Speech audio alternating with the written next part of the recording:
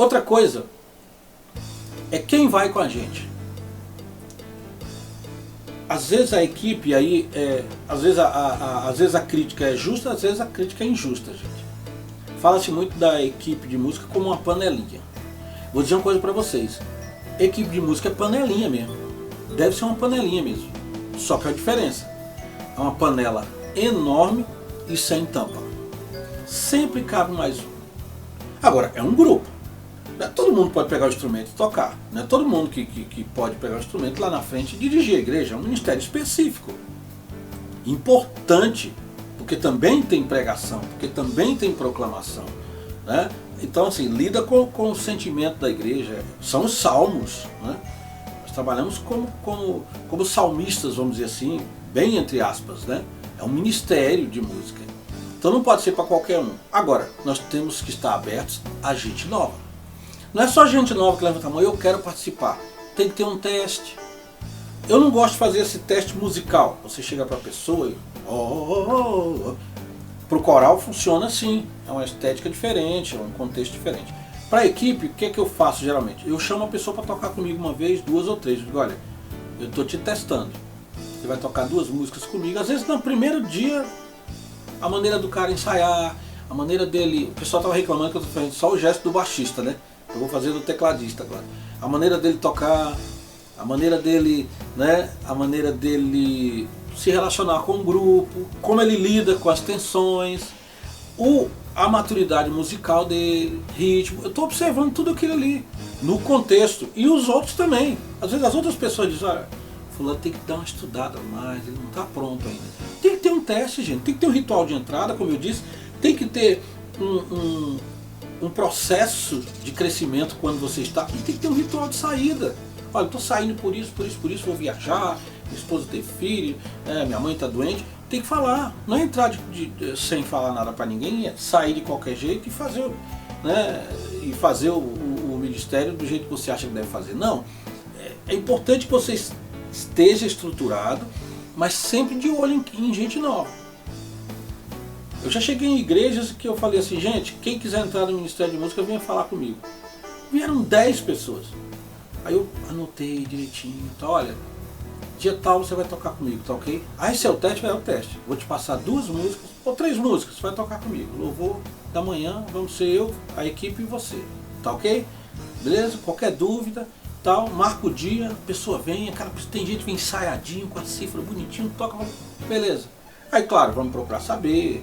Às vezes uma pessoa que está entrosada na igreja, está chegando na igreja, conversa com a liderança, na reunião dos líderes. Moral da história, foi não foi? Eram 3, 4, 5 novos músicos na igreja. Sempre com oração, sempre orando. Pai, manda mais pessoas. Pai, manda baixista, manda baterista. Né? Pai, manda tecladista. Pai, é sempre em oração. E aí muitas vezes no ministério, 5 pessoas, 10 pessoas, aí subiam umas 3 adolescentes que estavam aprendendo. Quando você vê, o ministério está funcionando. É tudo que os líderes de igreja querem. É saber que o Ministério de Música está funcionando. Pode confiar. Né? Então é muito importante que você olhe para saber quem vai com a gente. Quem quer ir? Qual adolescente que tem potencial? Qual irmão da igreja? Eu não sou muito de convidar. Geralmente eu falo, olha gente, se alguém tem interesse, venha falar comigo. Porque eu gosto muito quando a pessoa se voluntaria, quando a pessoa é tocada e espontaneamente vem. Você anota o nome ali e tal, você toca aquele teclado. Eu estou aprendendo ainda, você está aprendendo, mas você já toca cifra, tá? Sabe direitinho? Vamos fazer o seguinte, vamos tocar tal dia. Aí você vê se a pessoa está muito no início. Eu já testei, por exemplo, bateristas, tecladistas, que eles estavam ainda, né, catando milho no teclado. Olha, não tem como. Vamos fazer o seguinte, vamos crescendo, vai estudando aí.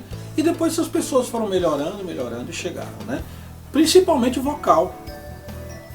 Às vezes a pessoa entra, gente, eu já passei por cada uma de estar ensaiando um grupo, né? Fui fazer um trabalho numa igreja e fui trabalhar com os vocais. E aí a menina estava cantando do meu lado, totalmente desafinada. Quanto tempo está na equipe de louvor, irmã? Não, eu estou já há muitos anos, sou uma das fundaturas aqui e tal. Eu amo louvar o Senhor, mas não dava uma nota certa. Como é que essa menina entrou no ministério de louvor? É aquilo que eu falei. o que temos, para onde vamos, quem é o líder, né? Quem vai com a gente, quais são as normas, né? Daqui a pouco eu vou falar sobre normas. Então é muito importante que ter esse rito, vamos dizer assim. Você quer vir? Vamos ver se você realmente, olha, você não está conseguindo chegar nas notas, vou te indicar a professora tal, a irmã falando, entra no coral, tem um grupo do coral lá que está ensaiando separado, tal. Olha, conversa, procura melhorar nisso. Agora a pessoa, não, mas ela é tão legal, uma pessoa tão crente, ela fala tão bem, ela ora. Sim, mas tem outro ministério, tem o ministério de oração, tem as Déboras, né? Tem o ministério de homens, tem diaconia, tem muitas coisas que o irmão pode fazer, ou a irmã, mas não cantar, né? Então chega ao ponto de você ter na equipe, aí depois de estar lá dentro, aí aí às vezes me convido para conversar com a pessoa para ela sair. Eu digo, não, vocês colocaram, ela vai ficar aí, desafinando até Jesus voltar. Por quê? Depois que entrou, você vai tirar a pessoa? Claro que às vezes você conversando, testando, mostrando para a própria pessoa fala, olha, realmente eu vou sair. Mas depois que a pessoa está lá dentro, aí me chama para ir lá tirar. Não tiro não. O ideal seria ter um processo de entrada, né? Quem quer vir? Olha, para vir é isso, a estrutura é essa. A pessoa já chega sabendo direitinho. Então isso é muito importante. Pela cruz me chamou, gentilmente me atraiu e eu, sem palavras, me aproximo, quebrantado por seu amor. E a última coisa importante é, nessa primeira fase de estruturação da equipe, o que temos, quem é o líder, o que temos, para onde vamos, quem vai com a gente e terceiro, quais são as normas. Equipe de música tem que ter norma. Aí existem várias normas. Não ensaiou, não toca, né? Faltou três apresentações, vai para o banco de reservas, né? Tem horário de chegada, tem horário de ensaio. Você vai estruturar tudo, desde o horário de ensaio, cuidado com o equipamento, cuidado com os cabos. É uma cartilha mesmo. Todo mundo quer tocar, todo mundo quer, né? Mas na hora mesmo da disciplina ninguém quer fazer de qualquer jeito. Se você é desse que acha que tudo que eu estou falando é uma grande besteira, sinto muito. Mas eu não posso concordar com as coisas de Deus. Maldito é aquele que faz a obra do Senhor relaxadamente. Neemias tinha toda uma estrutura, era tudo organizado. Pode ler lá o livro de Neemias. Então assim, Deus faz tudo organizado. Então é muito importante que você tenha a norma. Qual é a norma para entrar no ministério? Qual é a norma dos ensaios? Qual é a norma de chegada, preparação, guardar equipamento? Qual é a norma com relação à escala? Por exemplo, uma coisa que acontece muito nas igrejas. Quase que eu dizia baixista de novo. O tecladista Fábio Lins, lá do Rio de Janeiro, que puxou minha orelha, porque eu só falo dos baixistas. Foi coincidência, gente. Eu tenho grandes amigos baixistas. Falando dos tecladistas, como exemplo. Então, o tecladista está escalado para tocar no dia tal. Dia tal ele vai tocar. Aí ele não pode. Ele liga no sábado à noite para dizer para o líder de música que não vai poder tocar no domingo à noite, por exemplo. Tem 24 horas aí. Aí lá vai o líder, que nem um doido, não dorme à noite, preocupado, sai ligando para os outros porque não tem ninguém para substituir o tecladista. Uma regra que eu geralmente coloco nas minhas equipes: se você não puder, se vire para arrumar outro para colocar no seu lugar. Porque as empresas fazem isso, elas até arrumam um substituto, mas descontam do seu salário. Como a gente não tem salário, né? Alguém já disse brincando que o salário do teclado é a morte. Então assim, mas no Senhor nosso trabalho não é vão, ele é feito no Senhor. Está errado.